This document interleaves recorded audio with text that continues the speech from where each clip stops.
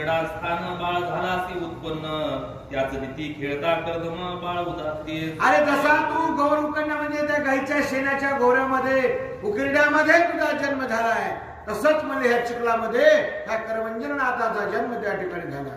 ऐसे कथा गुरु गोष्टी मने भूत नोहे तपोजेटी मच्छिंद्र मने भय पोटे सागे मनुष्य ते असे. आणि त्यावेळेस ते म्हणले होय खरंच आहे का, लेकरूच आहे का ते, बुद्ध नाही ना. आणि मच्छिंद्रनाथ म्हणले विषय सोडून दे, म्हणजे आपल्याजवळ कुठं भूत येत असतं, आपल्याकडे सगळ्यांनी आशीर्वाद देऊन गेलेत.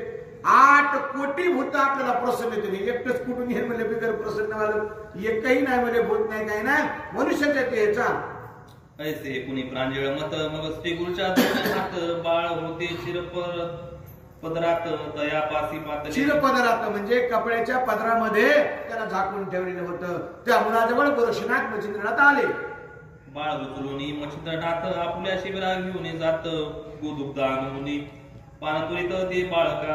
आणि मग मच्छिंद्रनाथाने ते बाळ घेतलं. गोरक्षनाथ आणि मच्छिंद्रनाथ आपल्या शिबिरावर ते ज्यांची तिथं राहुटी कोपी होती अशा त्या ठिकाणी आले. आल्यानंतर मच्छिंद्रनाथाला कळलं म्हणजे त्याचा जन्म झाला, पाराची वेळ झाला, भूत म्हणून टाकून दिलं म्हणजे जन्माला भूक लागत असते. आता याला काय आई काय कोण दूध पाहिजे, ताबडतोब गाईचं दूध आणलं आणि त्या असणाऱ्या करभंजननाथ म्हणजे गहिनीनाथ असंच ना, गहिनीनाथाला असणार ते दूध त्या ठिकाणी पाजलेलं आहे. यावरी वसन झोळी करून आत घात लागणे नंदन यावरी तया गावीचे जन शिबिरापासी पातले. आणि मग वसन झोळी म्हणजे कपड्याचा एक झोका बांधला, झोळी बांधली, त्या लेकराला त्याच्यामध्ये त्या गहिनीनाथाला निजवलं, झोका देऊ लागले. आणि तितक्यात गावातले लोक आले म्हणजे आज म्हणजे गावात काय वेगळंच घडायला लागले. आधीच तर पोरं भूत म्हणून पळायला लागले. मच्छिंद्रनाथ म्हणजे कोणाच तरी लेकरं घेऊन पळायला आणखी त्या ठिकाणी फिरायला लागले. विचारलं तर सांगनाथ म्हणजे गोरक्षनाथाची भेट झालं सांगन म्हणजे आता सगळे संघाचे आता गोरक्षनाथ आहे सगळेच चला म्हणजे नाथाला जाऊन विचारू घ्यायला लेकरू कोणाचा आण नाही. नाथ चरणी अर्पुणी माता नाथ समर्था बाळ गुणाचे हलविता श्रवण करू इच्छितो. त्यावेळेस गावकरी म्हणू लागले हे नाथा आम्हाला ऐकायची इच्छा आहे. हे कोणाचं लेकरू हलवायला लागला तुम्ही झोक्यामध्ये, त्याची आई कोण आहे, वडील कोण आहे, तुम्ही कुठून आणले, चोरून आणले एखाद्याचं पोरधाऱ्यासारखं, काय केलं नेमकं.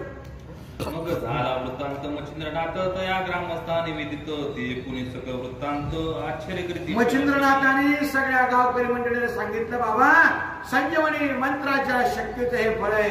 गोरक्षनाथ संजीवनी मंत्राचा पाठ करीत असताना हातामध्ये चिखलाचा आणखीन पुरुष करीत होता, त्याच्यामध्ये आणखीन प्राण तयार झाला आणि हे असणाऱ्या गहिनीनाथाचा जन्म झाला. त्यावेळेस सगळ्या गावातील मंडळीला सुद्धा आश्चर्य त्या ठिकाणी वाटू लागलेलं आहे. मनती धन्य धन्य संजीवनी हा कलित उदेला उशना मुनी परित्याही प्रत्यक्ष सर्वगुणी नाथ मच्छिंद्र वाटतो. ते आणखीन गावकरी म्हणू लागले धन्य धन्य ही संजीवनी या कलियुगामध्ये असणारे ती ज्वाजल्य रूपाने नांदते असं म्हणून त्यांना नवल वाटू लागलं. पहा पहा गुरुदैत्य शिवशरीरासा